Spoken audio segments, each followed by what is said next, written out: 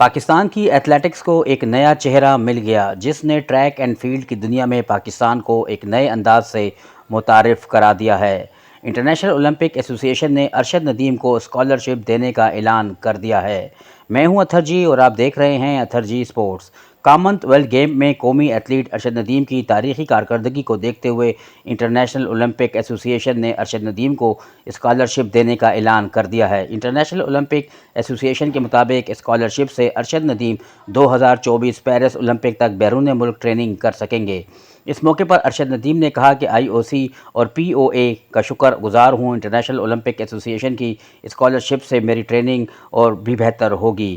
ان کا کہنا ہے کہ کوشش ہوگی کہ پیرس اولمپک میں پاکستان کے لیے گولڈ میڈل جیت سکوں۔ ارشد ندیم نے کامن ویلتھ گیم میں پاکستان کے لیے نہ صرف سونے کا تمغہ جیتا بلکہ 90 میٹر سے زیادہ فاصلے پر نیزہ پھینک کر ریکارڈ بھی قائم کیا ہے۔ پاکستان کے اسپورٹس کلچر میں جہاں ہر گفتگو کرکٹ سے شروع ہو کر اس پر ہی ختم ہوتی ہے اور کرکٹرز ہی کو سٹار کا درجہ حاصل ہو، وہاں دوسرے کھیل ثانوی حیثیت اختیار جاتے ہیں۔ ہاکی میں اب حسن سردار اور شہباز احمد نہیں رہے جن کے طلسماتی کھیل کی دنیا دیوانی تھی، اور اسکواش کورٹ سے جہانگیر خان اور جانشیر خان کی فتوحات کی خبریں بھی آنا بند ہو گئی۔ ماضی کی یادوں کو تازہ کرنے کے لیے ایتھلیٹکس بھی ہے جس میں عبدالخالق، محمد اقبال، محمد نواز، غلام رزاق، مبارک شاہ اور محمد یونس کے کارنامے سن کر دل خوش ہو جایا کرتا تھا، لیکن اب پاکستان کی ایتھلیٹکس کو ایک نیا چہرہ مل گیا جس نے ٹریک اینڈ فیلڈ کی دنیا میں پاکستان کو ایک نئے انداز سے متعارف کرا دیا ہے۔ ارشد ندیم آج پاکستان کے ہر گھر میں موضوع گفتگو ہیں، ہر گھر میں ان کے چرچے ہیں۔ صرف پاکستان ہی نہیں بلکہ ان کے چرچے دوسرے ممالک میں بھی ہو رہے ہیں۔ پاکستان کرکٹ ٹیم کے کپتان اور مایہ ناز بلے باز بابر اعظم اس وقت پاکستان میں سب سے زیادہ توجہ پانے والے کھلاڑی ہیں جن کی دنیا مداح ہے، لیکن سوچئے کہ ارشد ندیم کا کارنامہ کتنا بڑا ہے کہ بابر اعظم بھی ان کی تعریف کیے بغیر نہ رہ سکے۔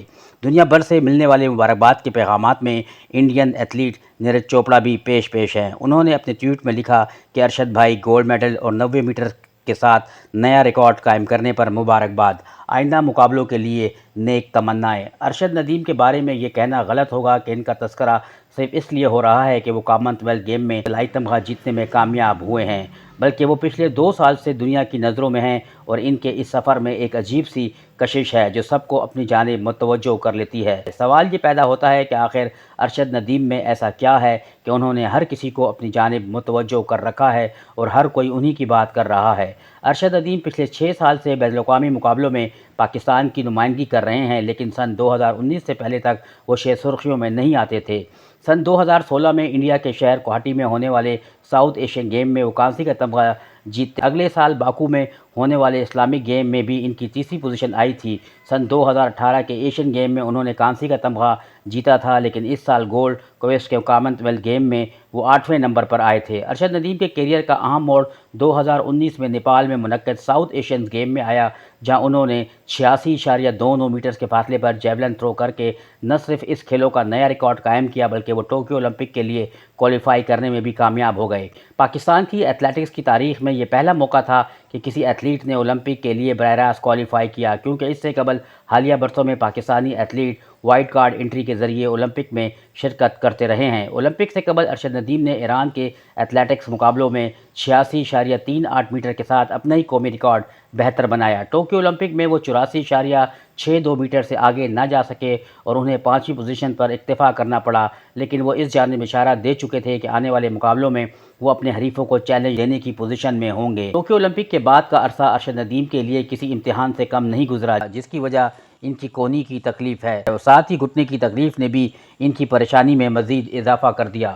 کونی کی اس تکلیف کے سبب ارشد ندیم متعدد بڑے ایونٹ میں حصہ نہ لے سکے، لیکن انہوں نے عالمی ایتھلیٹکس چیمپئن شپ، ورلڈ چیمپئن شپ اور اسلامک گیم کے بارے میں سوچ لیا تھا کہ وہ ان تینوں ایونٹ میں حصہ لیں گے۔ کونی کی تکلیف کے سبب وہ گزشتہ ماہ امریکہ میں منعقدہ ورلڈ ایتھلیٹکس چیمپئن شپ میں 5ویں پوزیشن حاصل کر پائے۔ ان کی سب سے بہترین تھرو 86.16 میٹر رہی تھی۔ خود ارشد ندیم نے بھی یہی کہا تھا کہ انہیں بھی یہی محسوس ہو رہا ہے کہ کہیں انہیں کامن ویلتھ گیم سے دستبردار نہ ہونا پڑے۔ ماضی میں ہم دیکھ چکے ہیں کہ کئی بڑے ایتھلیٹ اور کھلاڑیوں کے کیریئر فٹنس مسائل اور انجری کی وجہ سے وقت سے پہلے ختم ہو گئے۔ اس لحاظ سے ارشد ندیم اپنے کیریئر کے اہم ترین موڑ پر ہیں، जहां उन्हें अपने कोहनी और घुटने के इलाज के लिए बेहतरीन डॉक्टर से रुजू करना होगा। इस ज़मन में Pakistan athletics federation, Pakistan sport board और पाकिस्तान ओलंपिक एसोसिएशन को भी अपनी ज़िम्मेदारियों का एहसास करते हुए अरशद नदीम के इलाज के लिए बेहतरीन डॉक्टर और वसाइल का इंतखाब करना होगा।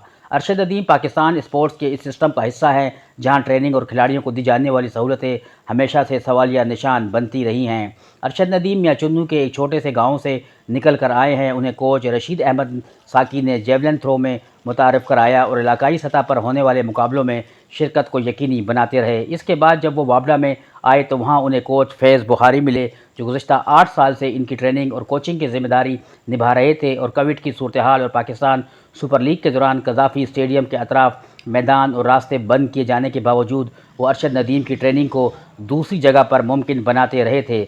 लेकिन टोक्यो ओलंपिक से वापस आने के बाद हैरानकुन तौर पर फैज़ बुखारी को अरशद नदीम की ट्रेनिंग से अलग कर दिया गया। हालांकि कॉमनवेल्थ गेम के लिए बुखारी का एक्रेडिटेशन अमल भी मुकम्मल कर लिया गया था।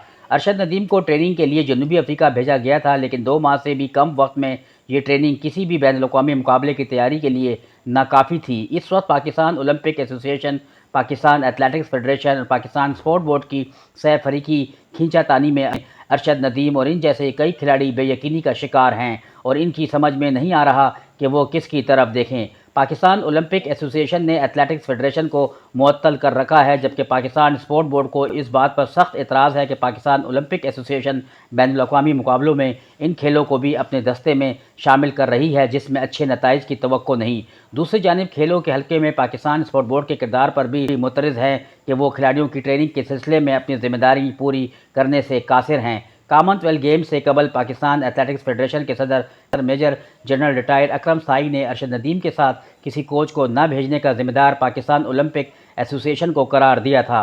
अरशद नदीम ने कॉमनवेल्थ गेम में 90.18 मीटर थ्रो करके इन खेलों का नया रिकॉर्ड कायम किया, लेकिन वो इससे आगे जाना चाहते हैं। अरशद नदीम कहते हैं कि कोहनी और घुटने की तकलीफ ना होती तो कॉमनवेल्थ गेम में 95 मीटर तक थ्रो कर सकते थे। इनकी कोशिश है कि वो कॉमनवेल्थ गेम के बाद आलमी रिकॉर्ड भी अपने नाम करें। जेवलिन थ्रो का आलमी रिकॉर्ड चेक रिपब्लिक के जॉन ज़ेलेनी का है, जिन्होंने सन 1996 में जर्मनी में होने वाले मुकाबलों में 98.48 मीटर के फासले पर जेवलिन थ्रो किया था। कॉमनवेल्थ गेम में ऑस्ट्रेलिया सबसे ज़्यादा तमगे हासिल करके पहली पोजीशन पर रहा। ऑस्ट्रेलियाई एथलीट ने मजमूई तौर पर 178 मेडल अपने नाम किए। ऑस्ट्रेलिया के तमगों में सोने के 67, चांदी के 57 और कांसी के 54 मेडल शामिल हैं। इंग्लैंड 57 सोने के, 66 चांदी के और 53 कांसी के मेडल जीतकर दूसरे नंबर पर रहा। कनाडा ने सोने के 26, चांदी के 32 और कांसी के 34 मेडल जीते और तीसरी पोजीशन हासिल की। कॉमनवेल्थ गेम में पाकिस्तान 18वीं पोजीशन पर रहा।